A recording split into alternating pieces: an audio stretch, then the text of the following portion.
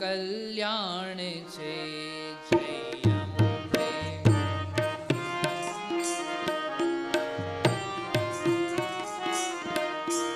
જય અંબે જય અંબે બોલ, એમાં કલ્યાણ છે.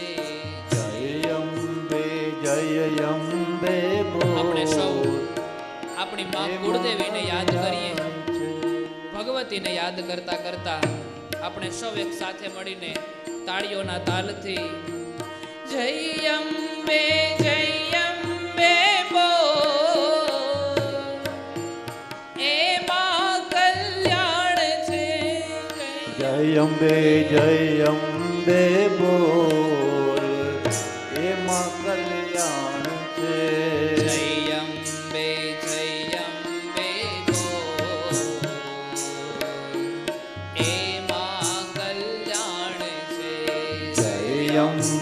જય અંબે બોલ,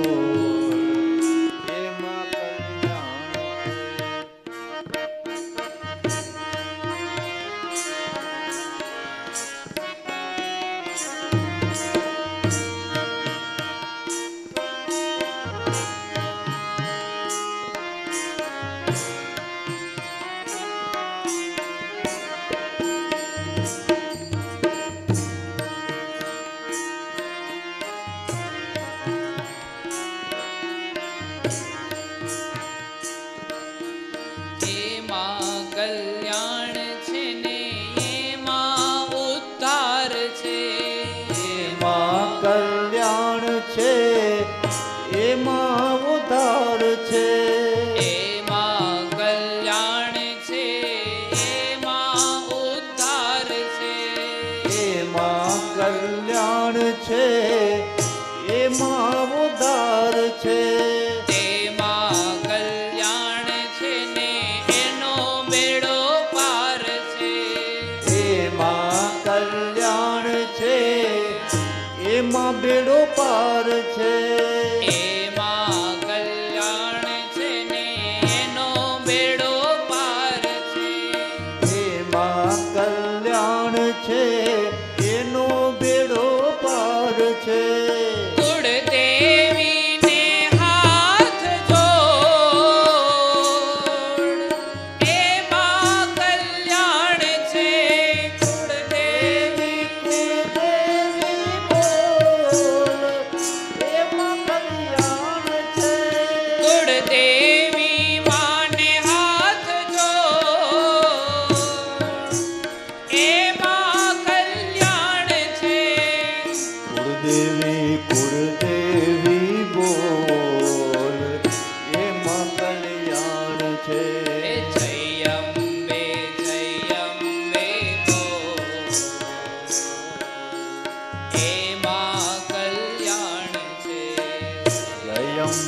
જય અંબે બોલ, એમાં કલ્યાણ છે.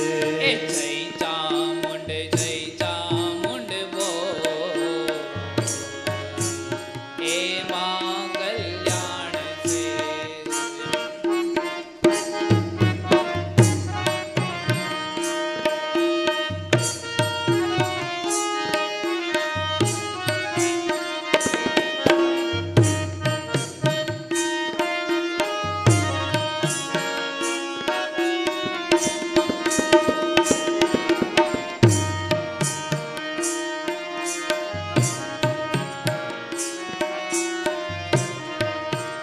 અંબાના નામ વિના જીવન નકામું.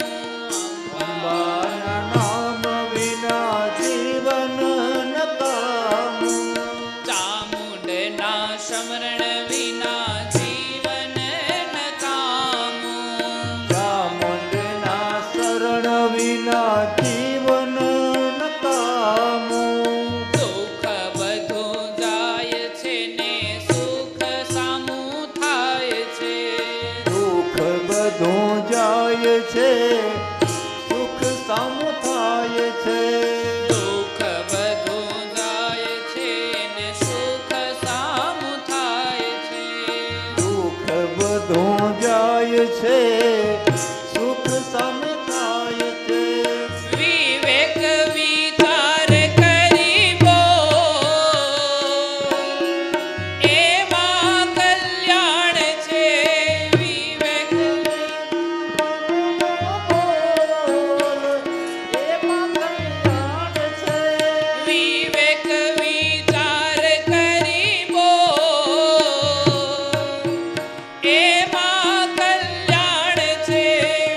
વિવેક વિચાર કરી બોલ એમાં કલ્યાણ છે.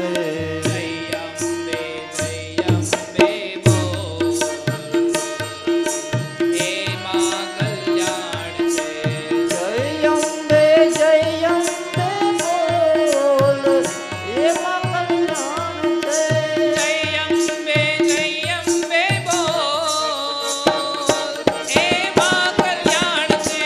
જય અંબે બોલ એમાં કલ્યાણ છે. જય અંબે બોલ એમાં કલ્યાણ છે.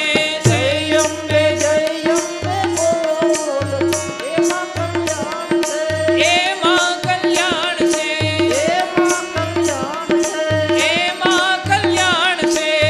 એમાં કલ્યાણ એમાં કલ્યાણ છે. છે. એમાં કલ્યાણ છે.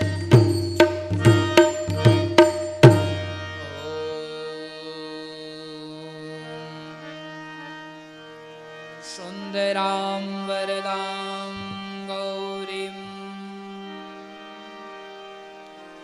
સાયુધ્યાષ્ટ મહાભુજા આર્દ્રે ચિતા નમોસ્તુત્વા સિદ્ધિદા કરુણામયી.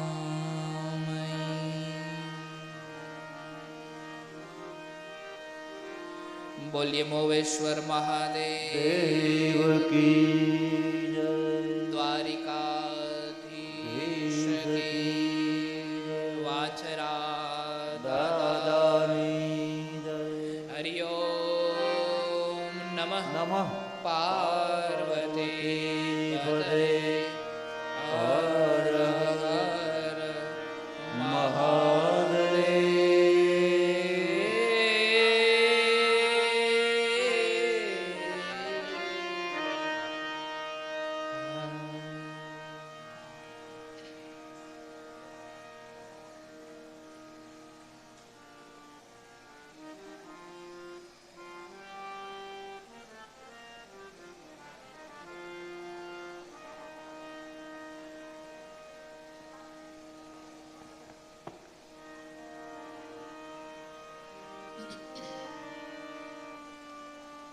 શ્રી હરિમ પરમાનંદમ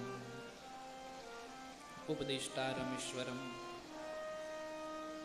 વ્યાપકમ સર્વલોકાનાં કારણમ ત્વમ નમામ્યહં. પરમાત્મા મહાદેવના દિવ્ય ચરણ કમલમાં વંદન કરી ભગવાન વાછરા દાદાના ચરણ કમલમાં વંદન કરી આપણા સૌના ઈષ્ટદેવ જેની ધરા ઉપર આપણે સૌ અત્યારે બેઠા છીએ જય હો. એવા દ્વારિકાધીશના ચરણ કમલમાં વંદન કરી આ જગતના સર્વ સંતોના હૃદય કમળમાં બિરાજમાન આત્મ સ્વરૂપ પરમાત્માના ચરણ કમલમાં વંદન કરી આપ સર્વ શ્રોતાઓના હૃદય કમળમાં બિરાજતા આત્મ સ્વરૂપ પરમાત્માને મારા જાજા કરી જય શ્રી કૃષ્ણ, જય સિયારામ, ઓમ નમઃ શિવાય, ઓમ નમો નારાયણ.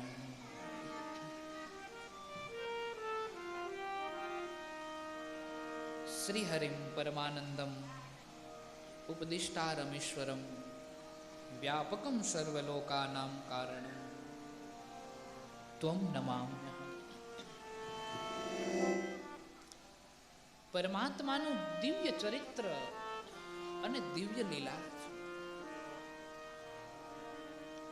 ભગવાનના ધામમાં આવવાનું ઉત્તમ બહાનું હું ને તમે આપણે સૌ શોધતા હોઈએ છીએ કે 11નો મોકો મળે તો ઈશ્વરના દરબારમાં દર્શન કરવા જઈએ, પૂનમનો મોકો મળે તો સત્સંગ કીર્તન કરવા જઈએ, અમાસનો મોકો મળે તો સાથીઓ પૂરવા જઈએ.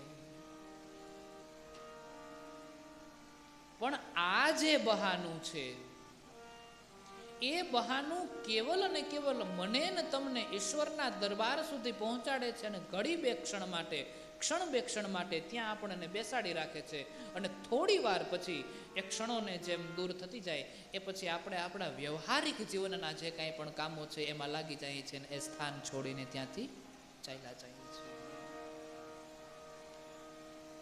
ધામમાં તો કેવલ અને કેવલ દર્શન કરવા માત્રથી આપણે જઈએ છીએ, પરંતુ એ ધામમાં આપણે આસન લગાવવું હોય, એ ધામમાં આપણે અમુક સમય વિતાવવો હોય, એ ધામની અંદર રહી આપણે આપણા જીવનને ઉજળું કરવું હોય, તો એની માટે તો એક જ રસ્તો છે, ભગવત ચર્ચા. જય ભગવાનના સત્સંગનો, ભગવાનના કીર્તનની અને ભગવાનની વાતોની ચર્ચા. પછી ચાહે એ દેવી ભાગવત હોય, પછી ચાહે એ શિવ મહાપુરાણ હોય, પછી ચાહે એ રામકથા હોય, કે પછી ચાહે એ શ્રીમદ ભાગવત હોય. કોઈ પણ ગ્રંથ લઈ લઈએ ભગવાન, અંતે છેડે તો બધું એકનું એક જ છે, એથી વિશેષ કાંઈ નથી.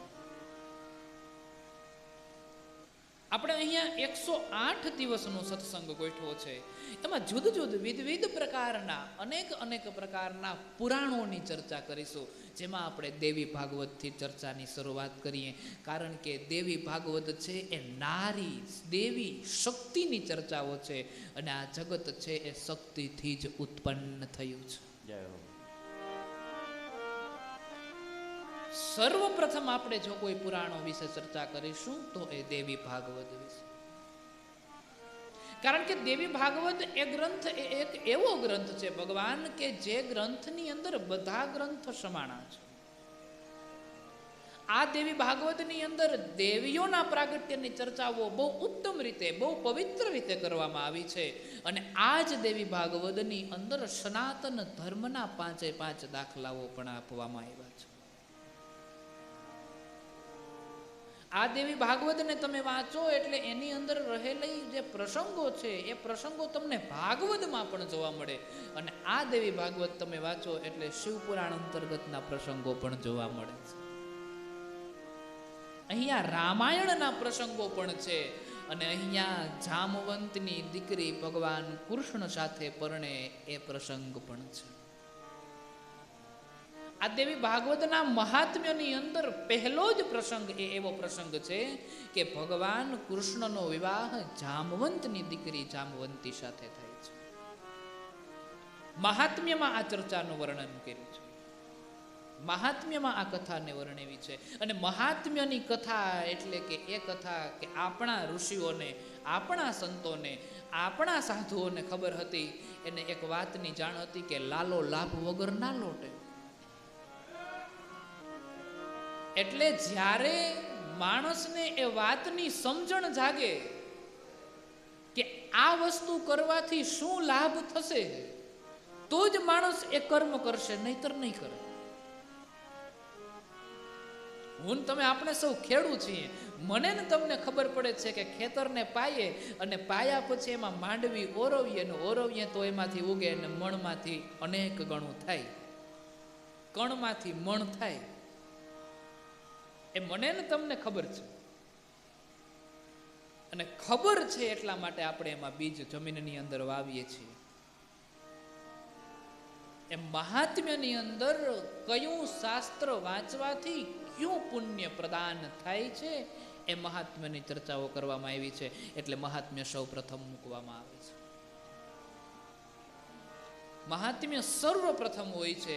એટલે મહાત્મ્ય વાંચતાની સાથે વ્યક્તિના મનની અંદર થોડી થોડી લાલચાઓ જાગવા લાગે કે હજી કંઈક વાંચો, હજી કંઈક વાંચો, હજી કંઈક વાંચો. દેવી ભાગવતના મહાત્મ્યની અંદર એવું બતાવ્યું છે કે જે સ્ત્રી ગર્ભવતી છે એ 5 વખત દેવી ભાગવતનું શ્રવણ કરે છે, એટલે કે સાંભળે છે, એના કોખેથી જે પુત્ર જન્મ થાય છે એ આવતા મન્વંતરનો મનુ બની જાય છે. જય હો. મનુ કહેતા આ જગતનો પ્રથમ પુરુષ, અને હું ને તમે મનુના સંતાનો છીએ, અને મનુના સંતાનો છીએ એટલા માટે આપણે સૌ માનવ કહેવાય છીએ, કારણ કે હું ને તમે મનુના સંતાનો છીએ. જગતનો પ્રથમ પુરુષ કોણ? તો કે મનુ. 5 વખત જે ગર્ભવતી સ્ત્રી એ દેવી ભાગવતની કથાનું શ્રવણ કરે છે, પઠન કરે છે, એનું અનુષ્ઠાન કરે છે અને સાંભળે છે, એના કોખે જે પુત્ર જન્મ લે છે, એ જન્મ લેનાર પુત્ર છે એ પુત્ર આવતા મન્વંતરનો મનુ બની જાય છે. આ દેવી ભાગવતની મહાત્મ્યની કથાઓ છે પ્રભુ. મહાત્મ્યની કથાઓમાં શક્તિ છે એ સર્જન કરનાર છે. જેના ગર્ભની અંદર બાળક વારંવાર પડી જતું હોય, અથવા તો જે સ્ત્રીનું બાળક જન્મ લેતાની સાથે મૃત્યુ પામી જતું હોય, એનું બાળક વધારે જીવતું ન હોય, એ દેવીની ઉપાસના કરે, શક્તિની ઉપાસના કરે, એનું બાળક એમ કેમ જન્મ ધારણ કરે છે અને આખું જીવન વ્યતીત કરે છે અને જીવે પણ છે. આ શક્તિની ઉપાસના છે. જન્મ લેવા માટે તો માની જરૂર પડે છે, અને ભગવાને પણ જન્મ લેવા માટે શક્તિનો સહારો લીધો.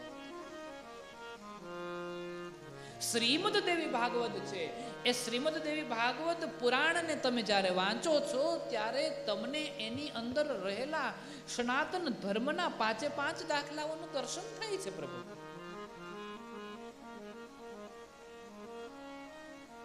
નિત્યતઃ સતત ઘણી વખત દેવી ભાગવત પ્રત્યે રુચિ વધારે જાગે છે, કારણ કે સનાતન ધર્મને વધારે બતાવે છે તો શ્રીમદ દેવી ભાગવત છે.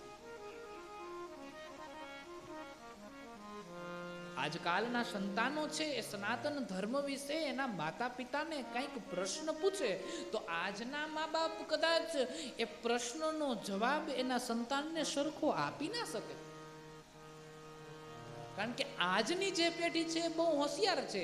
એના પ્રશ્ન કંઈક જુદા જુદા હોય છે અને વારંવાર પૂછતા હોય છે કે આપણામાં કેમ જુદા જુદા દેવો, આપણામાં કેમ જુદા જુદા ગ્રંથો, આપણામાં કેમ જુદી જુદી ચર્ચાઓ, આપણામાં કેમ જુદા જુદા પુરાણો, બીજા ધર્મની અંદર કેમ એક જ ધર્મ, એક જ વાત, એક જ પુરાણ, એક જ પ્રાર્થના, એક જ વસ્તુ. આજના માતા પિતા છે એ કદાચ આ પ્રશ્નનો જવાબ એના સંતાનોને ન આપી શકે, પણ આ સનાતન ધર્મનો જો જવાબ આપવો હોય તો આજના માતા પિતાએ દેવી ભાગવતનું સ્મરણ કરવું જોઈએ, જેથી જુદા જુદા ધર્મનું જે કાંઈ પણ જ્ઞાન છે એ આની અંદરથી તમને પ્રદાન થાય છે. આ કોઈ સામાન્ય ગ્રંથ નથી.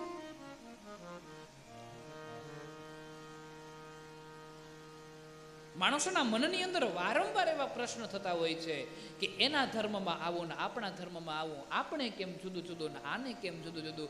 ભગવાન આપણા ઘરમાં બધાને કારેલાનું શાક ન ભાવે, આપણા ઘરમાં બધાને બાજરાનો રોટલો ન ભાવે, આપણા ઘરમાં બધાને ભાખરી ન ભાવે, આપણા ઘરમાં બધાને ગુવારનું શાક ન ભાવે. એટલે આ સનાતન ધર્મએ આ વસ્તુને ધ્યાનમાં રાખી છે કે બધાના મન એક સરખા નથી હોતા, અને એટલા માટે થઈ વિવિધ જાતના જેને જેવું ભાવે એને એવું ભજવું, અને એને એ ભગવાન પાસે જઈને સ્મરણ કરવું, એના જીવનનો બેડો પાર થઈ જાય. ભોજન પણ જો માણસને એક સરખું ન ભાવતું હોય તો ભજન ક્યાંથી એક સરખું ભાવે?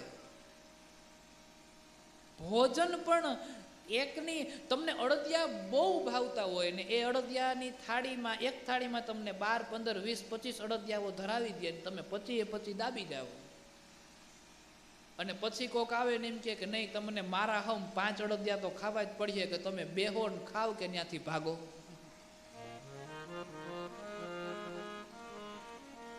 એની જગ્યાએ તમને કોઈ છાશનો ગ્લાસ ભરીને આપે અથવા તો પાણીનો ગ્લાસ ભરીને આપે તો ત્યારે તમે અડદિયાની જે ભૂખ છે એને દાબવા માટે થઈને તમે એને પી જાઓ છો, એની તમે ના નથી પાડતા.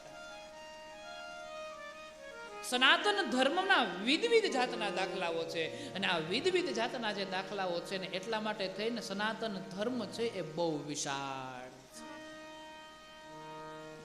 અને આ વિશાળ ધર્મ છે ને એટલા માટે થઈ આની અંદર બધા જ દેવી દેવતાઓ છે એ આપણી રક્ષા કરે છે. આની અંદરના બધા જ દેવી દેવતાઓ છે એ આપણી રક્ષા કરે. ઘરના 3 વ્યક્તિ હોય તો 3 વ્યક્તિના પણ મત જુદા જુદા હોય છે. 3 વ્યક્તિના મત પણ જુદા જુદા હોય છે. તો સનાતન ધર્મ આખા સમાજને સાચવીને બેઠો છે પ્રભુ. સનાતનથી મોટું બીજું કાંઈ નહીં. શ્રીમદ દેવી ભાગવત છે એ સનાતન ધર્મને જાળવવાનું કામ કરે છે. અને સનાતન ધર્મને તમે ત્યારે જાળવી શકશો જ્યારે તમે તમારા સંતાનોને સંસ્કાર આપી શકશો. ભગવાન યાદ રાખજો, સંતાન સુખ એક બાજુ છે અને સંતાનથી સુખ એક બાજુ છે. તમારે આંગણે જ્યારે દીકરો કે દીકરી જન્મ ધારણ કરે છે ત્યારે તમને સંતાન સુખ પ્રાપ્ત થાય છે. તમારે આંગણે, આની ચર્ચાઓ પણ આગળની કથાઓમાં આવશે, તમારે આંગણે જ્યારે દીકરો જન્મ ધારણ કરી અને કુકર્મના માર્ગ ઉપર જાય છે તો એ તમને સંતાનથી સુખ નથી, એ તો તમને દુઃખના માર્ગ પર લઈ જાય છે. સંતાન સુખ પણ એક બાજુ છે અને સંતાનથી સુખ પણ એક બાજુની વાત છે. બે જુદા જુદા વિષય છે પ્રભુ. સંતાન સુખ તો ઠીક છે, ભાગ્યમાં હોય તો મળે છે પ્રભુ, પણ સંતાનથી જે સુખ મળવાનું હોય છે એ બહુ મહત્વની વાત છે. અને આ બધું ક્યારે બને? તમે તમારા સંતાનોને જ્યારે સારા સંસ્કાર આપો છો ત્યારે બને છે. જો તમારા દ્વારા તમારા સંતાનોને સારા અને યોગ્ય સંસ્કાર આપવામાં નહીં, સંતાન ક્યાંક ને ક્યાંક બગડે છે, એમાં ક્યાંક ને ક્યાંક વાંક માત પિતાનો જ હોય છે. કારણ કે આપણે આપણા ઘરની અંદર પહેલેથી જ એવું વાતાવરણ ઊભું કરી દીધું હોય છે કે ઉગમણી વાળી મોટા દીકરાની ને આથમણી વાળી નાના દીકરાની, એટલે મોટા માં ને નાનામાં કાયમની માટે જ એ ભેદ બેસી જાય છે કે મારું આ છે, નાનાનું આ છે. ક્યાંક લગ્ન પછી દીકરાઓ નોખા થાય છે એની જવાબદાર ક્યાંક આપણે તો નથી ને? એક વખત ઘરે જઈને વિચાર કરીએ. કારણ કે આપણે એને સમજાવી દઈએ છીએ કે આ આનું, આ આનું, આ આનું, આ આનું. આપણે મકાન બનાવીએ ને ત્યારે એવી ગણતરી કરીએ છીએ કે દીકરાઓને જેથી નોખા થવાનો વારો આવે ને ત્યાં વચ્ચે વંડી થઈ જાય તો ઉપાધિ નહીં. આપણે મકાન બનાવીએ ને એ ગણતરીથી બનાવીએ છીએ. તો તમે એ વિચાર કરજો, આપણે એ નાનપણથી આપણે એની અંદર એ વસ્તુ ઉમેરતા આવ્યા છીએ કે આ આમ છે ને આ આમ છે, આ આમ છે ને આ આમ છે. તો ક્યાંક આપણે તો આપણા દીકરાઓને નોખા કરવાનું કારણ નથી ને? મનને તંદુરસ્ત કરવા માટે થઈ, ચિત્તને તંદુરસ્ત કરવા માટે થઈને, ચિત્તને ઉત્તમ બનાવવા માટે થઈને કેવલ અને કેવલ એક જ વસ્તુની જરૂર છે, જે છે સદશાસ્ત્ર. શાસ્ત્ર સિવાય બીજું કઈ નહીં. વ્યસન પણ કોનું હોવું જોઈએ? શાસ્ત્રનું. વ્યસન થકી વ્યાધિ વધે ને આળસ વધે અપાર. વ્યસન કરો સદશાસ્ત્રનું, જેથી ભવગતિ ઉતરો પાર. વ્યસન કોનું હોવું જોઈએ? તો કે શાસ્ત્રનું. વ્યસનની વાત કાલે જ અમારે થતી હતી. અમે રાજાભાઈ બધા કાલ પૂછતા હતા કે બાપુ તમે 1.5 કલાક કથા કરો, એ સમયગાળા દરમિયાન અમારે બીડી પીવાની કે નહીં? મેં કીધું એનો જવાબ કાલ કથામાં આપી. હમણાં થોડાક ટાઈમ પહેલા વૈજ્ઞાનિકોએ જ્યારે સંશોધન કર્યું ને ત્યારે એવું કીધું છે કે માણસ જ્યારે એક બીડી પીવે છે ને ત્યારે એની 6 મિનિટની જિંદગી ઓછી થાય છે. સાંજ સુધીમાં આપણે કેટલી પીએ ને મિનિટો ગણી લ્યો. પછી આપણે કહેતા હોય કે ફલાણો 50 વયો ગયો ને 55 વયો ગયો ને 60 વયો ગયો ને 65 વયો ગયો, પણ વયો જ જાય ને. કારણ કે અહીંથી તમે જેવું બીડી પીવાનું ચાલુ કરો એટલે અહીંથી પાછળથી ઓલું કાઉન્ટિંગ ચાલુ થાય. એ 1.5 વર્ષની જિંદગી હોય તો 6 મિનિટ કરી કરીને આ બાજુથી આમ આવે ને આ બાજુથી, પછી વચ્ચે એક દી ભેગા થઈ જાય તે રામ નામ સત્ય. તમે કઈ બંધ ના કરતા હો, અમારે તો આમાં આવે એટલે વાંચવાનું હોય, તમે તારે ચાલુ રાખજો. એ કઈ બંધ નથી. આ વ્યસન મુકાવવા માટે આવ્યા જ નથી. તમારે બધાને ચાલુ રાખવું તમ તારા અહીંયા આમાં આવે એટલે વાંચવાનું હોય થોડીક વાર. આવો કથાકાર ક્યાંય નહીં મળે બીડી પીવાની સલાહ આપે.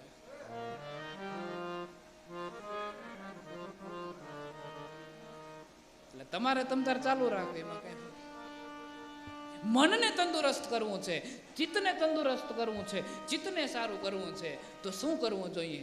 શાસ્ત્રનો ઉપદેશ લેવો જોઈએ. કારણ કે શાસ્ત્ર શેનું છે?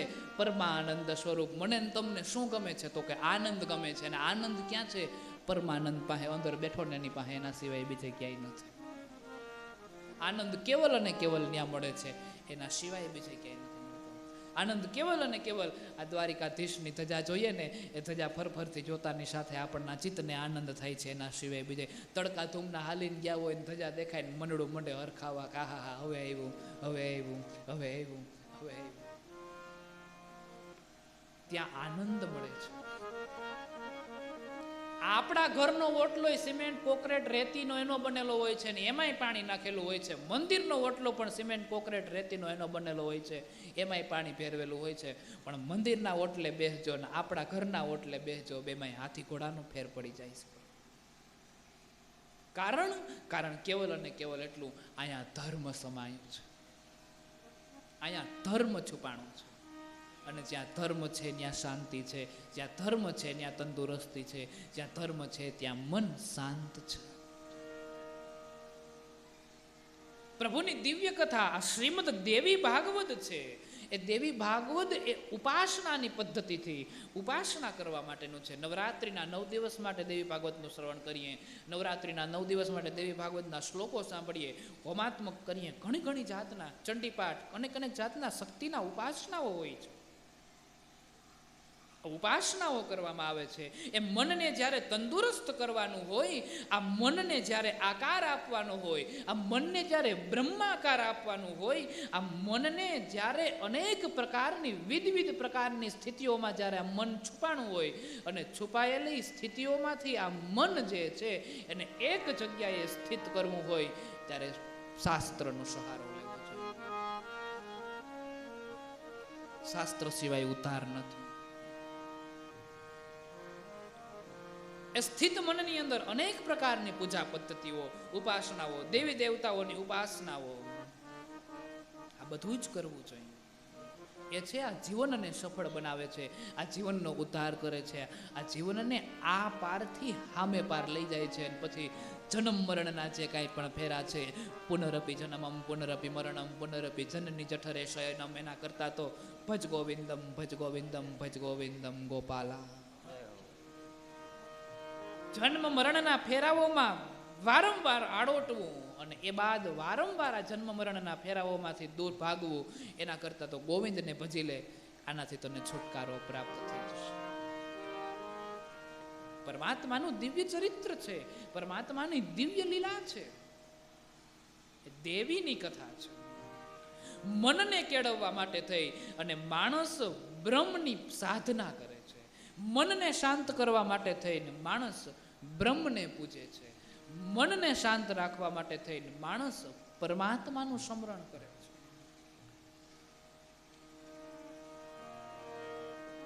એમ આ શાસ્ત્રની અંદર, સનાતન ધર્મની અંદર વિવિધ જાતના રસ્તાઓ બતાવ્યા છે. કોઈને યજ્ઞમાં આનંદ આવે છે, કોઈને કથા સાંભળવામાં આનંદ આવે છે, કોઈને માળાના મણકા ફેરવવામાં આવે છે, કોઈને નામ જપ કરવામાં આનંદ આવે છે, કોઈને ભજન કરવામાં આનંદ આવે છે, કોઈને સેવા કરવામાં આનંદ આવે છે. અહીંથી તમારે દ્વારકા જવું હોય તો 15 મિનિટમાં પહોંચાય, અડધી કલાકમાં પહોંચાય, ફરીને જાવ તો 2 દિવસે પહોંચાય. તમારે કઈ રીતે જવું છે એ તમારે નક્કી કરવાનું છે. અંતે તમે પહોંચવાના તો ત્યાં જ છો. તમે જાણીને અગ્નિમાં હાથ નાખો કે અજાણે અગ્નિમાં હાથ નાખો, દાજી તો જવાના જ છો.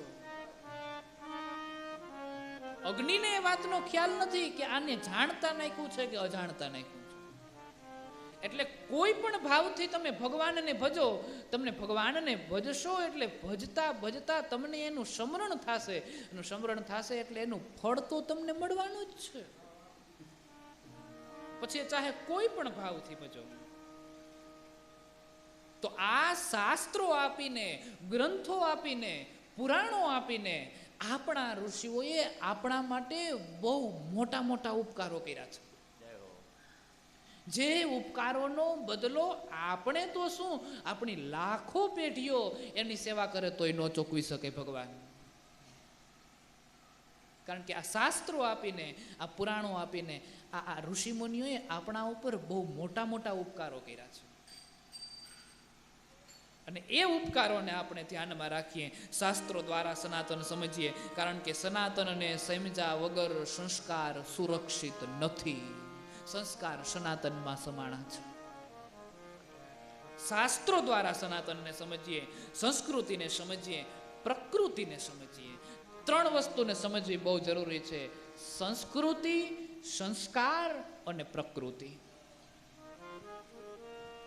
સંસ્કાર જો બગડે તો માણસનું જીવન બગડે છે પ્રભુ. સંસ્કૃતિ બગડે તો સમાજ બગડે છે, અને પ્રકૃતિ બગડે તો મારી તમારી તંદુરસ્તી બગડે છે. મોસમમાં વધારે અચાનક ફેરફાર થઈ જાય તો મારી તમારી તંદુરસ્તી બગડે છે. સંસ્કાર સુરક્ષિત થવા જોઈએ, સંસ્કૃતિ સુરક્ષિત થવી જોઈએ, પ્રકૃતિ સુરક્ષિત થવી જોઈએ. અને જ્યાં સુરક્ષાની જરૂરિયાત હોય, જ્યાં સુરક્ષાની જરૂરિયાત હોય ત્યાં શું હોય તો કે સિક્યુરિટી. તો સંસ્કારની સિક્યુરિટી કોણ? સંસ્કૃતિની સિક્યોરિટી કોણ? પ્રકૃતિની સિક્યોરિટી કોણ? તો કે સંસ્કારની સિક્યોરિટી, પ્રકૃતિની સિક્યોરિટી. આ બધાની જે સિક્યોરિટી છે એ બીજું કોઈ નહીં પણ એ આપણા સનાતન ધર્મના શાસ્ત્ર છે, જેમાં શ્રીમદ દેવી ભાગવત આવી જાય, શિવપુરાણ આવી જાય, ભાગવત આવી જાય, રામાયણ આવી જાય, ગીતાજી આવી જાય. આ બધા જ શાસ્ત્ર છે એની અંદર સમાઈ જાય છે. આ બધી એની સંસ્કૃતિ છે. સાધુ સંતો શાસ્ત્રોને ધ્યાનમાં રાખીને કાયમની માટે પોતાનું જીવન જીવતા હોય છે. સાધુ સંતો શાસ્ત્રને ધ્યાનમાં રાખી અને કાયમને માટે પોતાના જીવનનું અનુકરણ કરતા હોય છે. પ્રકૃતિ છે એને સુરક્ષિત કોણ રાખે છે? તો કે પ્રકૃતિને સુરક્ષિત વૈદિક બ્રાહ્મણો રાખે છે. બ્રાહ્મણો વેદના મંત્ર બોલે, વૈદિક મંત્ર બોલે, અને વૈદિક મંત્ર જ્યારે બોલાય છે એના મુખમાંથી ઉચ્ચાર થાય છે, એક પથ્થરની મૂર્તિમાં પણ પ્રાણ પુરાઈ જાય છે. બ્રાહ્મણો દ્વારા બોલવામાં આવેલા જે વૈદિક મંત્રો છે અને એનાથી જે યજ્ઞ થાય છે, એ યજ્ઞમાં આહુતિઓ જ્યારે હોમાય છે, એ આહુતિઓ હોમાય છે ત્યારે આસપાસનું વાતાવરણ શુદ્ધ થાય છે. બ્રાહ્મણો દ્વારા જે મંત્ર બોલવામાં આવે છે એ મંત્રોની ઉર્જા વધે છે, અને એની ઉર્જા દ્વારા એના વાઇબ્રેશન છે એ પોઝિટિવ થઈ જાય છે. એટલે પ્રકૃતિને કોણ સુરક્ષિત રાખે છે? તો કે બ્રાહ્મણો સુરક્ષિત રાખે છે. સંસ્કૃતિને કોણ સુરક્ષિત રાખે છે? તો કે સંસ્કૃતિને સાધુ સંતો સુરક્ષિત રાખે છે. સાધુ સંતો એકાંતમાં ભજન કરે છે, આ શાસ્ત્રને ખોલે છે. શાસ્ત્રને ખોલ્યા પછી શાસ્ત્રમાંથી એને જે કાંઈ પણ પ્રકારનો પ્રકાશ પ્રાપ્ત થાય છે, એ પ્રકાશ એ સાધુ સંતો છે એ સમાજની સમક્ષ મૂકે છે, અને એમાંથી એને સંસ્કાર મળતા જાય છે. એટલે સંસ્કૃતિ સુરક્ષિત થાય છે. અને સંસ્કાર ક્યારે સુરક્ષિત થાય છે? તો મેં તમને કીધું એ પ્રમાણે માતા પિતા બાળકને જે સંસ્કાર આપે છે એ જ પ્રમાણે બાળક એનું વર્તન કરે છે. માતા પિતા ઉપર સંસ્કાર નિર્ભર કરે છે. પોતાનું બાળક ઊંચા અવાજે બોલે, પોતાનું બાળક ઊંચા અવાજે બોલીને કોઈનું અપમાન કરે છે, આ બધી જ વસ્તુઓ કોના ઉપર નિર્ભર છે? તો કે આ બધી વસ્તુઓ માતા પિતા ઉપર નિર્ભર છે, કે એના સંતાનોને સારા સંસ્કાર આપે. પવિત્ર મનની વાત કીધી છે, પણ આ બધું ક્યારે સફળ થાય? તો કે આ બધું તમે જ્યારે ધર્મને શરણાગત થઈએ ત્યારે આ બધું સફળ થાય છે. ત્યાં સુધી આ બધું સફળ નથી થતું. એમ શ્રીમદ દેવી ભાગવત છે, એના કેટલાય પ્રસંગો એવા છે પ્રભુ કે જેમાં સનાતન સમાણો છે, અને એના કેટલાય પ્રસંગો એવા છે પ્રભુ કે જે પ્રસંગો ભાગવતને સરખા છે. ઘણા પ્રસંગો જે ભાગવતમાં તમે વાંચો છો, બસ એવા જ પ્રસંગો તમને શ્રીમદ દેવી ભાગવતમાં આવે છે, પણ સરખા હોવા છતાં પણ એક નથી. એક ગામ હોય એમાં એક નામના વ્યક્તિઓ અનેક હોય છે, પણ એ એક નથી. અલગ અલગ છે. એમ દેવી ભાગવતના પ્રસંગો અને શ્રીમદ ભાગવતના પ્રસંગો એ ઘણા પ્રસંગો એક છે, પણ એક હોવા છતાં પણ એ એક નથી, અલગ અલગ છે. કારણ કે દેવી ભાગવત છે એ સારસ્વત કલ્પની કથા છે અને શ્રીમદ ભાગવત છે એ પાદ્મ કલ્પની કથા છે. જુદા જુદા વિવિધ કલ્પ આવે છે, જુદા જુદા મન્વંતરો આવે છે. જેમ અત્યારે આપણે બ્રાહ્મણો દ્વારા ઘરે ક્યાંય ધર્મના કર્મ કરવામાં આવતા હોય ત્યારે બોલવામાં આવતું હોય છે વૈવસ્વત મન્વંતરે વરાહ કલ્પે. એમ વિવિધ જાતના કલ્પ આવે. 72,000 જેટલા યુગો પૂરા થાય છે ત્યારે એક કલ્પ થાય છે, મન્વંતરો થાય છે. પછી એમાં ઇન્દ્ર બદલે, બ્રહ્મા બદલે, બધા જે પદાધીશો હોય છે એ આખો સ્ટાફ બદલી જાય. ઇન્દ્ર કોઈ વ્યક્તિનું નામ નથી, ઇન્દ્ર એક પદનું નામ છે. વ્યાસ એક નથી, 28 જેટલા વ્યાસો છે. અનેક અનેક જે કલ્પ થયા છે, અનેક અનેક કલ્પની અંદર અનેક અનેક વ્યાસો થયા છે અને બધા જ વ્યાસો દ્વારા કંઈક ને કંઈક શાસ્ત્રનું અનુકરણ થયું છે અને લખીને આપણને સંદેશો આપવામાં આવ્યા છે. જુદા જુદા વ્યાસો છે, વ્યાસ એક નથી. મન્વંતરો બદલે, ઇન્દ્ર બદલે છે. ઇન્દ્ર છે એ પદનું નામ છે. જેમ PSI નું પદ હોય, SP નું પદ હોય, કલેક્ટરનું પદ હોય, અમુક સમયગાળો પૂર્ણ થાય પછી એ પદ બદલી જાય છે. એમ ઇન્દ્ર છે એ પદ છે, ત્યાં વ્યક્તિ બદલી જાય છે. જે અત્યારે જે ઇન્દ્ર છે એ શશી પુરંદરા એવું નામ છે. આપણે બ્રાહ્મણો દ્વારા જ્યારે સંકલ્પ કરાવવામાં આવે છે ત્યારે બોલવામાં આવે છે કે શશી પુરંદરાભ્યામ નમઃ, શ્રી કુલ દેવતાભ્યો નમઃ, શ્રી સ્થાન દેવતાભ્યો નમઃ, શ્રી વાસ્તુ દેવતાભ્યો નમઃ, શ્રી ઈષ્ટ દેવતાભ્યો નમઃ, શશી પુરંદરાભ્યામ નમઃ, હિરણ્ય ગર્ભાભ્યામ નમઃ, શ્રી લક્ષ્મી નારાયણાભ્યામ નમઃ, શ્રી ઉમા મહેશ્વરાભ્યામ નમઃ. આમ બધા જ દેવોનું સ્મરણ કરવામાં આવે. એમાં શશી પુરંદરા આ ઇન્દ્રનું નામ છે. એ અત્યારનો જે ઇન્દ્ર છે ને શશી પુરંદરા એવું, એટલે આજના સંકલ્પમાં આપણે શશી પુરંદરા અભ્યામ નમઃ એમ બોલીએ. ઇન્દ્ર એક પદ છે પ્રભુ.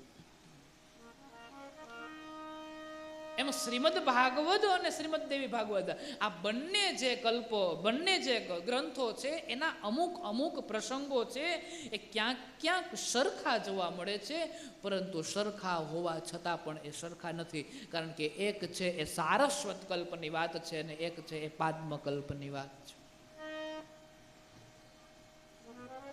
એમ જુદા જુદા કલ્પની વાત છે. એમ આ સનાતન ધર્મનો જે ગ્રંથ છે એ એક એવી શિખામણ આપે છે પ્રભુ.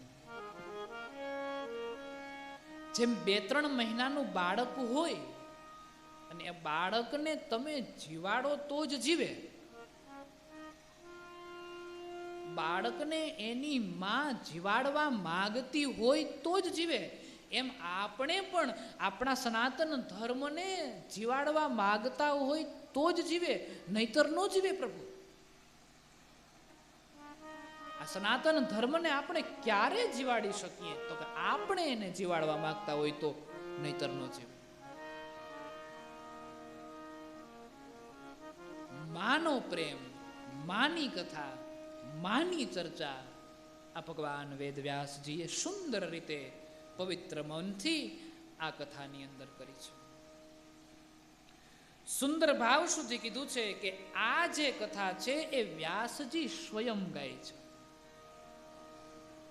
નહીતર અનેકો પુરાણોની રચના કરીને વ્યાસના શિષ્યને એ ગ્રંથ આપી દીધા છે કે તમે જાઓ અને આનો પ્રચાર પ્રસાર કરો. પરંતુ જ્યારે માની કથા ગાવાની વાત આવી છે, માની ચર્ચા કરવાની વાત આવી છે, ત્યારે વ્યાસ એના શિષ્યને આ ગ્રંથ નથી આપતા અને વ્યાસ સ્વયં પોતે આ કથા ગાય છે. અને વ્યાસજી સ્વયં પોતે આ કથા ગાય છે. અને આ કથા કોને સંભળાવે છે? તો પરીક્ષિતના પુત્ર જન્મેન્જયને કથા સંભળાવે છે. એક ભાગવતની કથા છે, જે કથાની રચના વ્યાસ દ્વારા કરવામાં આવી છે, અને એ કથા છે એ એના સંતાનને એટલે કે સુખદેવજીને પ્રાપ્ત કરવામાં આવી છે, અને સુખદેવજી પાસેથી આ કથાને પરીક્ષિત રાજા, આ બંનેની વચ્ચે સંવાદ થાય છે. 7 દિવસ માટે સુખદેવજી એક જ સ્થાન પર બેસે છે, નહીતર સુખદેવનો સ્વભાવ છે કે એક ગાય દોવાય એટલો સમય પણ સુખદેવ ક્યાંય રોકાતા નથી. પણ 7 દિવસ માટે સુખદેવજી એક જ જગ્યા ઉપર, એક જ સ્થાન ઉપર બેસી અને 7 દિવસ માટે છે સુખદેવજી એ સ્થાન પર બેસી અને પરીક્ષિત રાજાને કથા સંભળાવે છે. 7મે દિવસે જ્યારે ઊભા થઈને પરીક્ષિતનો મોક્ષ થાય છે ને, એટલે સુખદેવજી મનોમન વિચાર કરે છે કે 7 દિવસ બેસવું સફળ થયું. નહીતર ઘણી વખત આવી રીતના બેસવું, કથાઓ ગાય નીકળી જતા હોય પણ સફળ ન થતી હોય, લાગતું ન હોય. અને લાગે તો જ સત્ય, ઉગે તો જ વાવ્યું કહેવાય, નકર ડાયટું કહેવાય. માંડવીનું બી તમે જમીનમાં નાખો ને એમાંથી અડોલું નીકળે, ઉગે તો જ એને વાવ્યું કહેવાય, નકર તો ડાયટું કહેવાય. પ્રભુ, એમાં શ્રવણ કર્યા પછી જીવનમાં એકાદ વસ્તુ જો ઉતરી જાય તો જ ઉતરી કહેવાય, નહીતર તો ઠીક મારા ભાઈ. જો લાગે નહીં તો એનો કોઈ અર્થ નથી, સમજાય નહીં તો એનો કોઈ અર્થ નથી. આખું શાસ્ત્ર કોઈ યાદ નથી રાખી શકતું, આખું શાસ્ત્ર અમે પણ યાદ નથી રાખી શકતા, ને એટલે જો બુક લખીને બેસીએ છીએ, આમાંથી જોઈને વાંચીએ છીએ. પરંતુ એકાદ વસ્તુ જો આમાંથી આપણા જીવનમાં ઉતરી જાય તોય જીવનનો બેડો પાર થઈ જાય, તોય જીવતર સફળ થઈ જાય.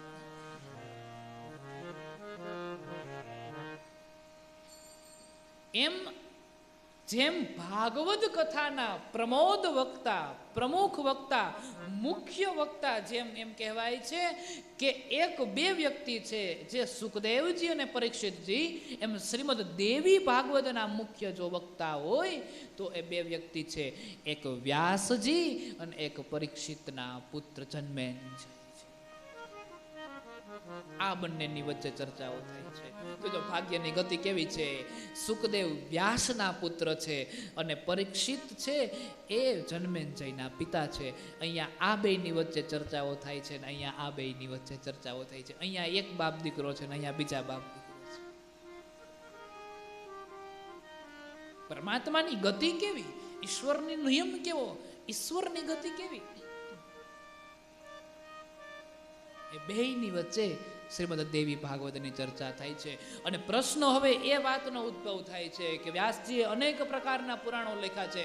બધા જ પ્રકારના જે કોઈ પણ પુરાણો છે એ પુરાણોને વ્યાસજી રચના કર્યા પછી રચના કરી અને એના શિષ્યને સોંપી દે છે અને પ્રચાર કરવા માટે મોકલી દે છે. તો વ્યાસજીએ દેવી ભાગવતની કથા પોતે શા માટે કહી છે? તો એની પાછળનું કારણ એ છે કે જ્યારે માના ગુણ ગાવાની વાત આવી છે એટલે વ્યાસજીએ એવો વિચાર કર્યો છે કે મારી માના ગુણ તો હું જ ગાઈશ. ગમે એવો મોટો માણસ હોય, ગમે એવા નોકર ચાકર રાખતો હોય, પણ એની માને પોકારવા માટે થઈને કંઈ કર્મચારી નિયુક્ત નથી કરતો કે તમે મારા વતી ઘડીક વાર એને પોકારી લેજો. એ તો એ જ પોકાર કરે છે. અને એટલે એની માને પોકાર કરવા માટે થઈને ભગવાન વેદવ્યાસજી છે એ સ્વયં પોતે માના ગુણ ગાય છે. અને માના ગુણ ગાવાના અમુક નિયમો પણ છે. માના સુંદર ચરિત્રનું વર્ણન થાય કે માનું જીવન આવું છે, એના ચમત્કારોનું, એની લીલાઓનું વર્ણન થાય, એના સ્વરૂપનું વર્ણન ન થાય કે માં આવા દેખાય છે કે આમ દેખાય છે. કવિઓ પણ આ વાતની ધ્યાન રાખે છે, કવિઓ પણ આ વાતનું ધ્યાન સ્મરણ કરે છે. લેખનમાં લખી શકાય પણ બોલવાથી, વાણીથી એનું વર્ણન ન થાય. એટલે ભગવાન વેદવ્યાસજીને જ્યારે માના ગુણ ગાવાની વાત આવી છે ત્યારે ભગવાન વેદવ્યાસજી સ્વયં પોતે એની માના ગુણ ગાવા માટે થઈ અને પોતે તૈયાર થયા છે. અને ગુણ ગાવા માટે સર્વપ્રથમ શું જોઈએ? ગુણ ગાવા માટે સર્વપ્રથમ કઈ વસ્તુની જરૂર પડે એની થોડી ચર્ચા કરી છે. અને પ્રધાનતા વાણીને આપી છે, વિવેકને આપી છે. નદીઓમાં જેમ ગંગા સમાન કોઈ નદી નથી, પ્રકાશમાં સૂર્ય સમાન કોઈનો પ્રકાશ નથી, શીતળતામાં ચંદ્રની સમાન કોઈની શીતળતા નથી, સહનશીલતામાં પૃથ્વી સમાન કોઈ સહનશીલ નથી, અને પાપનો નાશ કરનારમાં નામ જપથી ઉત્તમ બીજું એ કઈ સાધન નથી. એમ ભગવાનના ગુણ ગાવામાં અને ભગવાનને રાજી કરવામાં વાણીથી ઉત્તમ કઈ નથી. વાણી પવિત્ર છે. વાણી પવિત્ર હોવી જોઈએ, વાણી શુદ્ધ હોવી જોઈએ, વાણી વિવેકી હોવી જોઈએ, વાણી સુંદર હોવી જોઈએ, બીજાને ગમે એવી હોવી જોઈએ. એની ચર્ચા કરી છે. અને પ્રથમ જ શ્લોકની અંદર સુંદર ભાવથી આ કથાને દર્શાવતા ભગવાન વેદ વ્યાસજી મંગલાચરણની અંદર પવિત્ર ભાવથી જગદંબાને યાદ કરે છે. અને જગદંબાને યાદ કરતા કરતા ભગવાન વેદવ્યાસજી લખે છે, સૃષ્ટો યા સર્ગરૂપા જગદવન વિધો પાલનીયા ચરોદ્રી સંહારે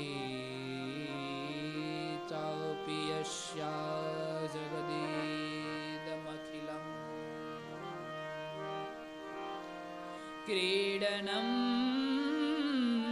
યા પરાખ્યા પશ્યન્તી મધ્યમાથો તદનુ ભગવતી વૈખરી વર્ણરૂપા સચમદાચમ પ્રસન્ના વિધિ હરિગિરીશા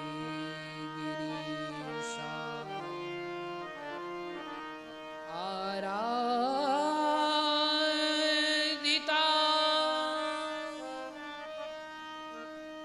લંકરો.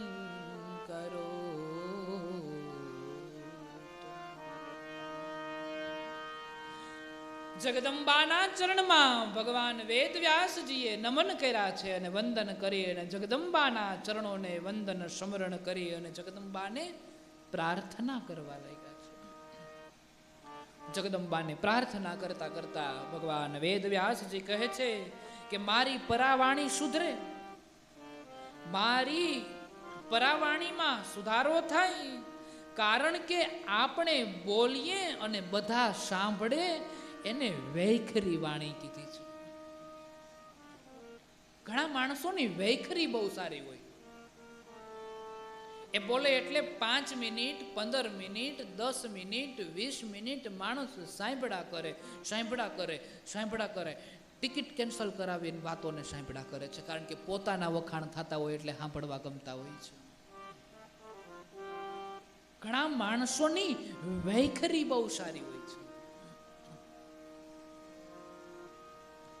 ઘણા માણસો પાસે એટલી બધી સારી વૈખરી હોય છે કે સામેવાળાને એટલું બધું સારું લગાડી શકે કે પોતાના સામેવાળો વ્યક્તિ પોતાના લાખોના કામ પડતા મૂકીને એને હાંભળા કરે છે.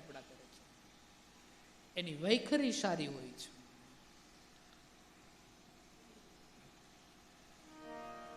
પરંતુ એની વૈખરી સારી હોય એ વ્યક્તિને, સામેવાળા વ્યક્તિને સારું લગાડવાથી મતલબ છે, એનો ઉદ્ધાર થાય એમાં એનો મતલબ નથી.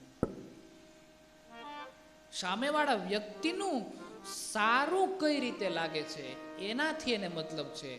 સામેવાળા વ્યક્તિનું સારું કઈ રીતે થાય એનાથી એને મતલબ નથી. ઘણા માણસોની બોલી બહુ સારી હોય, વૈખરી સારી. એક ગામડાનો દાખલો તમને આપો. તમારા દીકરાનું માગું કોઈક જગ્યાએ નાખ્યું હોય અને એની વરાવણમાં જે વ્યક્તિ લાગુ પડતો હોય એની પાસે જઈને તમે એને એમ કહો કે ફલાણી જગ્યાએ અમે અમારા દીકરાનું માગું નાખ્યું છે, તમે 2-5 દિવસ જરાક ધ્યાન દેજો અને હક પણ થઈ જાય એવું કરાવજો. એટલે ઓલો ખાટલા ઉપર બેસીને ગોઠણમાં તો ગોઠણ ચડાવીને બીડીના હાંધા છોડતો હું કે ખબર, હવે તમ તાર ઉપાધિ કરોમાં તમે ઘેર જઈને હોઈ જાઓ, હવે હું જોઈ લઈ. જોઈ લે કે નહીં જ થવા દઉં એમ. આમાં તારું ક્યાંય ભેગું નહીં થાય. આને વૈખરી કીધી છે. વૈખરી એટલી સારી હોય કે આપણી સમક્ષ આપણા માટે એટલું સારું બોલે કે હવે તમે ચિંતા કરો માં, હું બેઠો છું, હું બધું જોઈ લઈશ. અને પછી મનમાં કંઈક બીજું બોલતો હોય છે. એટલે એના ઈરાદાઓ સારા નથી, એના ઈરાદાઓ ખરાબ છે. અને એના ઈરાદાઓ ખરાબ છે એટલે એની મધ્યમાં ખરાબ. 4 પ્રકારની વાણી કીધી: પરા, પશ્યંતી, મધ્યમાં અને વૈખરી. આ 4 પ્રકારની વાણી કીધી. એમાં પરાવાણી જો સારી હોય તો એ વાણીને સાંભળતા માણસના મનને ઈશ્વર સુધી પહોંચવાનો રસ્તો મળી જાય છે. પણ વૈખરી જો સારી હોય તો કેવલ અને કેવલ થોડીક વાર માટે સાંભળવું ગમે છે, પણ એમાં કલ્યાણ નથી થતું. માણસની વૈખરી સારી હોય તો થોડી વાર માટે તમને સાંભળવું ગમે છે, પણ પરમાત્મા સુધી પહોંચવાનો રસ્તો મળતો નથી. એ તમને પરમાત્મા સુધી પહોંચાડી નથી શકતો. અને એટલા માટે થઈ જેની વૈખરી સારી છે એનાથી થોડુંક દૂર રહેવું. કારણ કે એની વૈખરી સારી છે, એના ઈરાદાઓ સારા નથી. એમાં ઈર્ષા છુપાણી છે, એમાં દ્વેષ છુપાયો છે, એમાં થોડું મારા વતે કે તમારા પ્રત્યે આપણું કલ્યાણ થાય એવી કોઈ ઈચ્છા નથી. એટલે તમે એને ગમે એટલું સાંભળો, પણ પરમાત્મા સુધી ન પહોંચી શકાય. અને પરમાત્મા સુધી જો તમારે પહોંચવું હોય તો એની મધ્યમાં સારી હોવી જોઈએ, એની પરા સારી હોવી જોઈએ.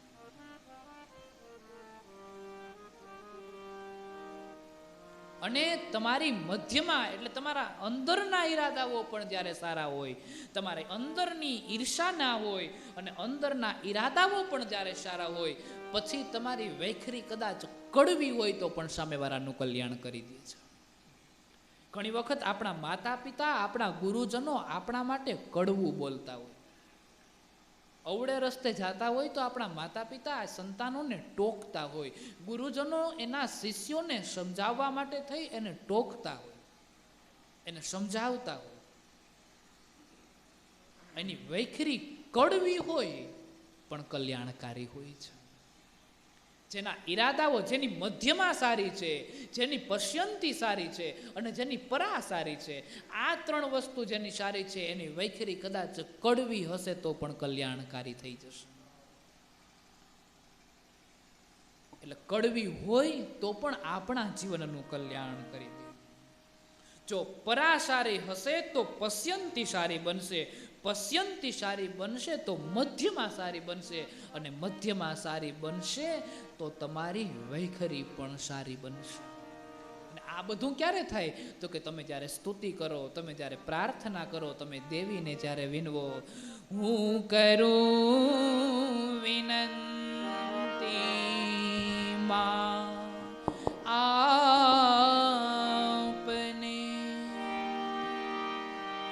સુધારજો મારી મતિ હે સરસ્વતી માં સરસ્વતી, હું કરું વિનંતી આપને, હું કરું વિનંતી આપને કે સુધારજે મારી મતિમાં.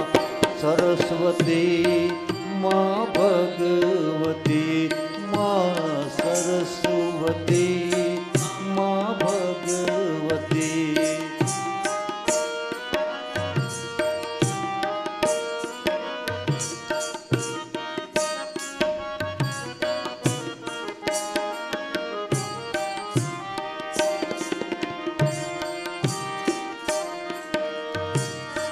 વામયંગે વીણા ધારતી, વામયંગે વીણા ધારતી, કર પુસ્તક માલા શોભતી,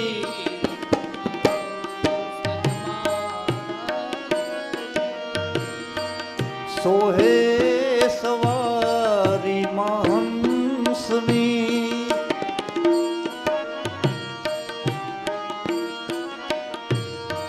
શ્રુત જ્ઞાનની છો અધિપતિ માં સરસ્વતી માં ભગવતી માં સરસ્વતી માં ભગવતી હું કરું વિનંતી માં આપને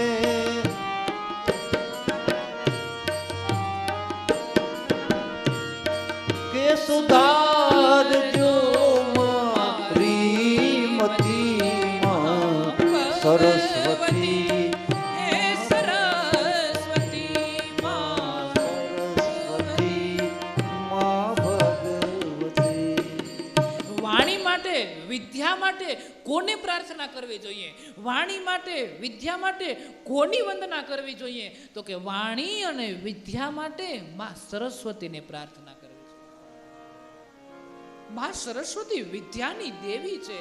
માં સરસ્વતી વિદ્યાની ભગવતી છે, જે મારા અને તમારા બંનેના જીવનને સુધારી દે છે. અને વાણી તમારી વૈખરી એટલી સુંદર અને એટલી સારી કરી દે છે, એટલી સારી કરી દે છે કે તમારા ઈરાદાઓ ખરાબ નથી થવા દેતી. તમારી વૈખરી કદાચ મીઠી હોય અને ઈરાદાઓ તમારા જો ખરાબ હોય તો તમારા વૈખરી ધીમે ધીમે કડવાશને પકડી લે છે. કારણ કે ઈરાદાઓ એટલે વિચારો, અને તમારા મનની અંદર જેવા વિચારો છે એ વાણીમાં એક દિવસ આવશે આવશે આવશે આવશે ને આવશે, આવ્યા વગર નહીં. વિચારો વાણીમાં આવ્યા વગર રહી શકતા જ નથી પ્રભુ. તમે જે કાંઈ પણ કરો એ પણ વિચાર છે એ વાણીમાં આવ્યા વગર ક્યારેય રહી નથી શકતા. એટલે વિચારો સારા કરીએ તો વાણી કડવી હશે તો પણ સારી લાગશે, મીઠી લાગશે. એટલે ભગવાન વેદવ્યાસજી છે એ સર્વપ્રથમ વાણી માટે ભગવાન માં જગદંબાને પ્રાર્થના કરે છે કે હે માં, હે જગદંબા, મને પરાવાણી આપો કે જે વાણીની અંદર લોકહિત કામ્યયા, લોકોનું કલ્યાણ પણ હોય, લોકોનું કલ્યાણ પણ થાય અને એની સાથે સાથે લોકોને હિત પણ હોય અને એની સાથે સાથે એની ભક્તિ પણ થાય અને પરમાત્માનો માર્ગ પણ શોધી જાય અને એનો ઉદ્ધાર થઈ જાય. એને પરાવાણી કીધી છે. વ્યાસજી પ્રાર્થના કરે છે. અને વાણી રચના માટે તો તમારે વાણીની જરૂર નથી, એના માટે બુદ્ધિની જરૂર છે. એટલે રચના કરો છો ત્યારે દેવીને બુદ્ધિ માટે પ્રાર્થના કરવી જોઈએ, પણ બોલવા માટે તમારે વાણીની જરૂર છે. એટલે તમારે વાણી સારી બને એટલે જગદંબાને એની પ્રાર્થના કરવી જોઈએ. તમારાથી બોલવામાં ઘણા મોટા મોટા વાણી તો કલાકારોની પણ સારી હોય છે, વાણી તો સંતવાણીમાં પણ હોય છે, પણ એ કલાકારોની વાણીની અંદર જ્યારે અંદરથી મીઠાશ નથી હોતી તો એ વાણી પરમાત્મા સુધી પહોંચાડી નથી શકતી. જય હો. વાણી તો કલાકારની પણ સારી હોય છે. અને વાણીનું તો એવું છે ભગવાન, અત્યારે વિજ્ઞાને એટલો બધો વિકાસ કરી ગયો છે, આ મિક્સર વાળા ધારે ને એટલું અમારો અવાજને સુંદર કરી શકે, પણ અંદરની વેદના જો પ્રગટ ન થાય, આ વેદના પ્રગટ ન થાય તો તમારા હૃદય સુધી ન પહોંચે. એટલે અંદરથી પ્રગટ થવું જરૂરી છે પ્રભુ. એના માટે અનુભવવું જરૂરી છે, એના માટે જીવવું જરૂરી છે, એના માટે જીવનમાં ઉતારવું જરૂરી છે.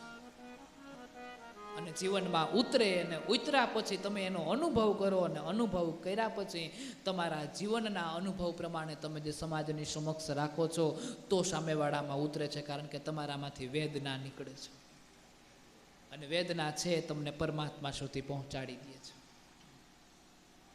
ઘણા મોટા માણસો હોય છે, એ બોલવામાં ક્યારેક ચૂકી જાય છે અને પછી માફીઓ માંગવી પડે છે, કારણ કે એના ઉપર જગદંબાની પૂર્ણ કૃપા નથી. જો જગદંબાની પૂર્ણ કૃપા હોય તો એ બોલવામાં વિવેક ન ચૂકે અને જગદંબાની પૂર્ણ કૃપા હોય અને થયા પછી આ મનની અંદર જો અહંકાર અને હુંપણું જાગી જાય છે તો એ જગદંબા એની કૃપાને પાછી ખેંચી લે છે. એટલે તમારી વાણી મંડે બગડવા, લથડવા, ડગમગવા. અને એટલા માટે થઈ વાણીની જરૂર છે. શા માટે વાણીની જરૂર છે? કે તમારે રચના નથી કરવાની, તમારે વર્ણન કરવાનું છે. વર્ણન કેવું હોવું જોઈએ? તો કે વર્ણન રસપ્રદ હોવું જોઈએ. શબ્દોની સ્પષ્ટતા હોવી જોઈએ, શબ્દોની ચોખ્ખાઈ હોવી જોઈએ, શબ્દોની શુદ્ધતા હોવી જોઈએ. 24,000 કે 18,000 શ્લોક વાંચી નાખવા એમ નહીં, પણ એ 18,000 માંથી 8 તો 8, 2 તો 2 એ શ્લોકને પૂર્ણતઃ વ્યક્તિને સમજાવવા કે જે એના જીવનની અંદર સારી રીતે ઉતારી શકે. અને તો જ મહત્વનું, નહીતર નહીં. પ્રભુ જીવનમાં ઉતરું તો જ મહત્વનું, નહીતર નથી. એટલે વાણી સારી થાય એટલા માટે થઈને ભગવાન વેદ વ્યાસજી છે એમાં જગદંબાને પ્રાર્થના કરે છે. સુંદર ભાવથી વાણી માટે વેદ વ્યાસજીએ પ્રાર્થના કરી છે અને કીધું છે. અચ્છા, એક વાત વચ્ચે પાછી યાદ આવી ગઈ છે એટલે એ કહી દઉં છું. તમારા ઈરાદાઓ કડવા હોય અને તમારી વાણી મીઠી હોય એટલે સંબંધ તમે ગમે એટલો ટકાવવાનો પ્રયત્ન કરશો ભગવાન, પણ એ વિચારો એક વખત વાણીમાં આવશે આવશે ને આવશે એટલે તમારો સગન 5 દી કે 10 દી પછી બગડશે બગડશે ને બગડશે, કારણ કે તમારા વિચારો કડવા છે. હું તમે મીઠાશ રાખવાના ગમે એટલા પ્રયત્ન કરીએ, હું તમે મીઠાશ આપવાનો ગમે એટલી મહેનત કરીએ, પરંતુ એ અંદર રહેલી જે કડવાશ છે એ કડવાશ એક દિવસ તો બહાર આવીને ઊભી રહી જવાની છે. એમાં મારું ને તમારું કાંઈ ના હાલે. એ 2-5 દિવસ માટે એ કડવાશ છે અંદર દબાઈ રહે, પણ આપણો જે સ્વભાવ છે એ સ્વભાવ ક્યાંય ન જાય. આ સ્વભાવની વાત પણ મહાત્મ્યની અંદર દર્શાવી છે હો દેવી ભાગવતમાં. એ પણ પરમ દિવસની કથામાં આપણે કરશું. માણસ પ્રકૃતિ બદલે, માણસ શરીર બદલે, માણસ સ્થાન બદલે, માણસ જગ્યા બદલે, માણસના વિચારો અને માણસનો સ્વભાવ તો કોઈક જ બદલી શકે છે, નહીતર નથી બદલી શકતો. આવું બધું ક્યારે હોય? તો કે તમે જ્યારે કોઈ ઉપર વેમ ન કરો, તમે જ્યારે કોઈ ઉપર શંકા ન કરો. શંકાઓ, વેમ, આ બધી વસ્તુઓ છે મનમાંથી ધીમે ધીમે જ્યારે દૂર થવા લાગે છે ત્યારે માણસ ઈશ્વર તરફ જવાનો પ્રયત્ન કરવા લાગે છે. આપણામાં એક સીધી સાદી સરળ કહેવત છે કે વેમના ઓહળ ના હોય. અને માણસના મનની અંદર એક વખત જ્યારે શંકા જાગે છે પછી એ માણસે ખૂબ સત્સંગ કરવો પડે છે, ખૂબ સત્સંગ કરવો પડે છે, ખૂબ સત્સંગ કરવો પડે છે. અને સત્સંગ કર્યા પછી એ શંકા દૂર થવી હોય તો થાય છે, નકર નથી થતી. શંકાનું તો એવું છે ભાઈ, એક વખત મગજમાં ગરી જાય છે પછી ગરી જાય છે, પછી એ પૂર્ણ ઘડીકમાં નથી થતી. એટલે હૃદયની અંદર જે છે એ જ વસ્તુ બહાર નીકળે નીકળે નીકળે નીકળે ને નીકળે છે. 2-5 લોકોના હિત માટે થઈ ઘણા માણસો એવા સ્વાર્થી હોય છે કે પોતાના સ્વાર્થ માટે થઈ અને આખા જગતનું અહિત કરતા હોય છે. પોતાના 5 રૂપિયા બચાવવા માટે થઈ સામેવાળાના 500 બગાડતા હોય કે એના બગડે તો ભલે બગડે પણ મારું હદરી જવું જોઈએ. તો આ ભાવ વધારે પણ આવતા હાથ બગાડે છે અને એમાં 8-8માં તારું ક્યાંય ભેગું નહીં થાય. હવે પેલું નથી, એક ભાઈ બ્રાહ્મણ પાસે જોવડાવવા જાય છે ને ભૂદેવને કહે છે કે પ્રભુ મને કયો ગ્રહ નડે, તમે કયો જોઈએ. તો કે ગ્રહ નડે છે ને એની પૂજા છે એમાં 501નો ખર્ચો છે. તો કે 501 તો મારી પાસે છે નહીં. તો કે કાંઈ વાંધો નહીં, 250 આપજો. એ કે 250 નથી. તો કાંઈ વાંધો 150 આપજો. તો કે 150 નથી. તો 51 આપજો. એ કે 51 નથી. તો કે તો હું કામ તું ઉપાધિ કરે, તારા ખિસ્સામાં 51 રૂપિયા ના હોય, ગ્રહ તારું બગાડી હું લે. એ તો ખિસ્સામાં હોય તો બગાડે, કઈ હોય જ નહીં તો ગ્રહ બગાડે.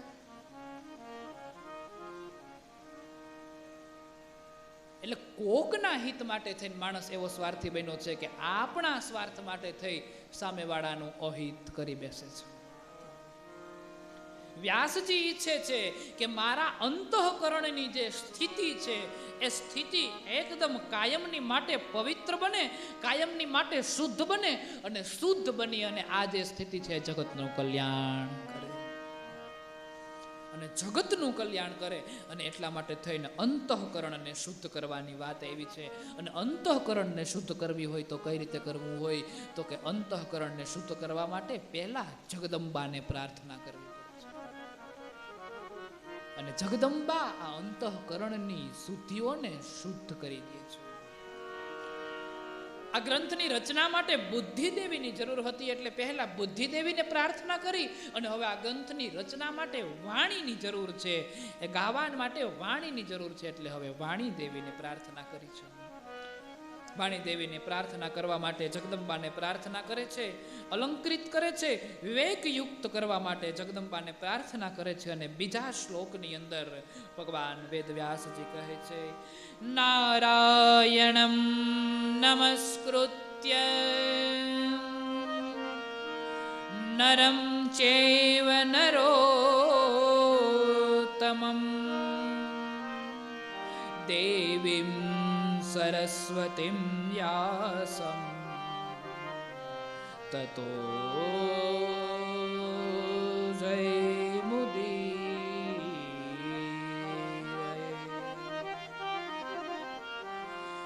નારાયણં નમસ્કૃત્ય નરં ચૈવ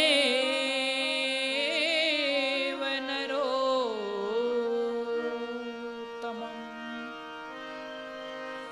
દેવીં સરસ્વતીં વ્યાસં તતો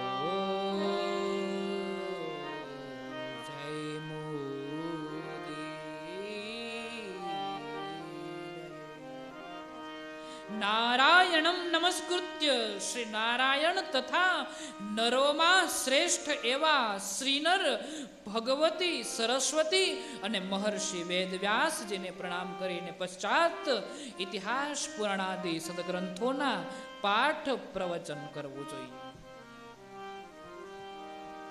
કેવી સુંદર વાતને કીધી છે. તમે જ્યારે કોઈ પણ ગ્રંથની રચના કરો છો, તમે જ્યારે કોઈ પણ ગ્રંથનું વાંચન કરવા માટે બેસો છો, ત્યારે વાણી માટે તમને માં સરસ્વતીની જરૂર છે.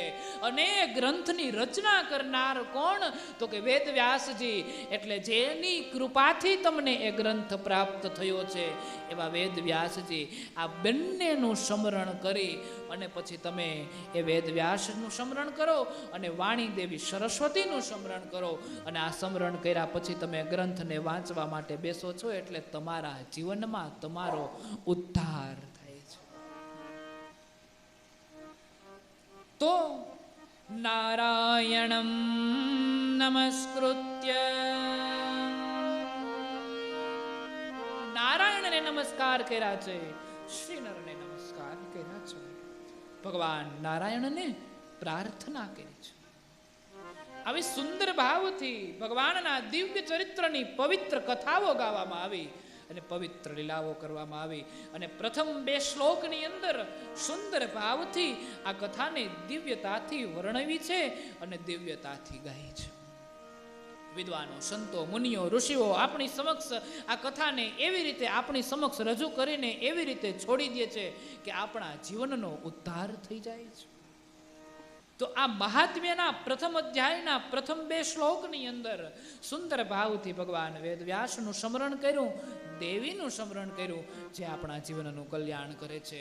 અને હવે આગળની જે કથા છે એ કથા ભગવાન વેદવ્યાસજી પવિત્ર ભાવથી એવી કરે છે કે જેમાં મહાત્મ્ય છુપાયું છે, કે જે તમે શ્રીમદ દેવી ભાગવતનું પઠન કરો છો, વાંચો છો, સ્મરણ કરો છો, ત્યારે તમને કઈ કઈ વાતના ફાયદાઓ થાય છે, તમારા જીવનમાં તમારું કેવું કેવું કલ્યાણ થાય છે.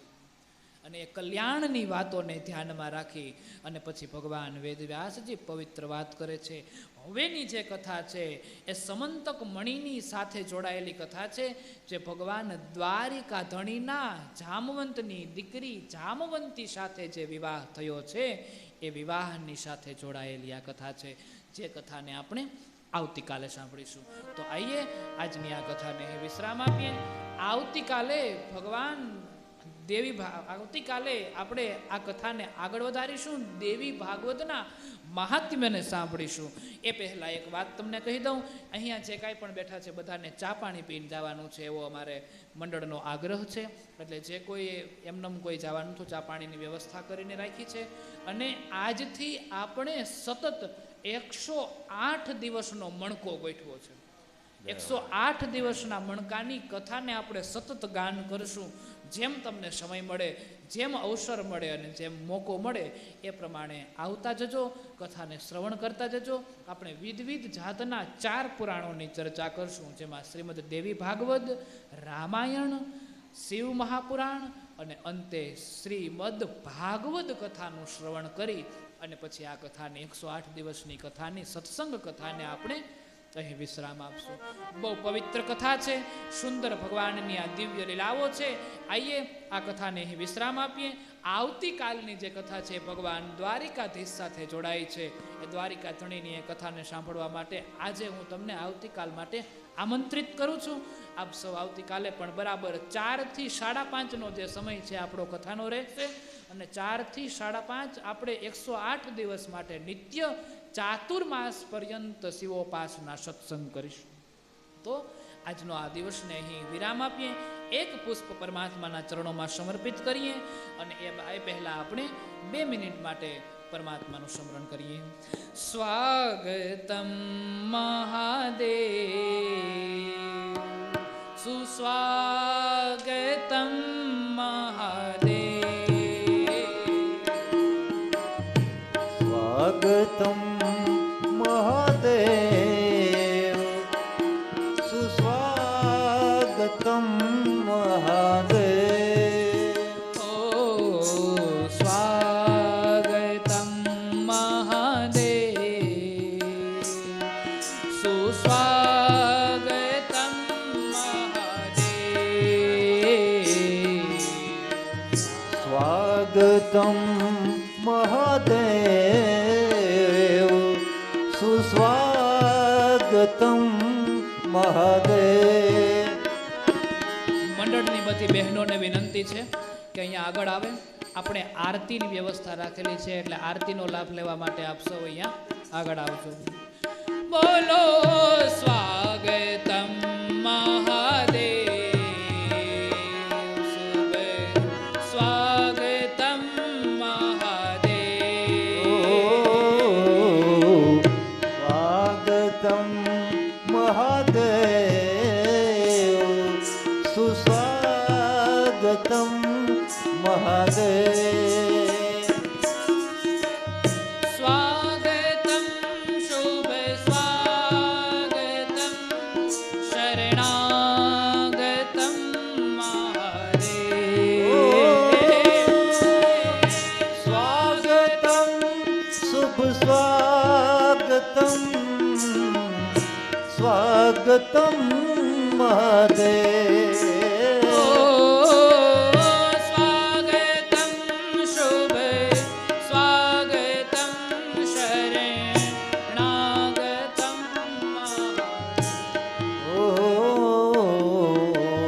સ્વાગતમ શુભ સ્વાગતમ શરણાગતમ મહાદેવ.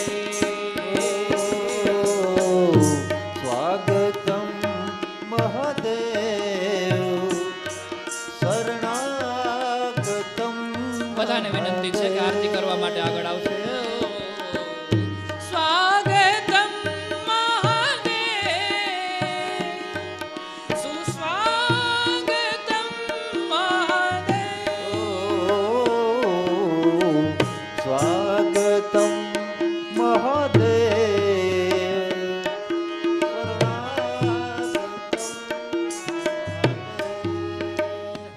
શુભ સ્વાગતમ મહાદેવ. બોલ્ય મોવેશ્વર મહાદેવ કી. હરિ ઓમ નમઃ પાર્વતી પતે.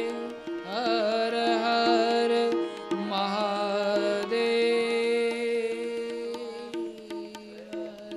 ગંગે હર નર્મદે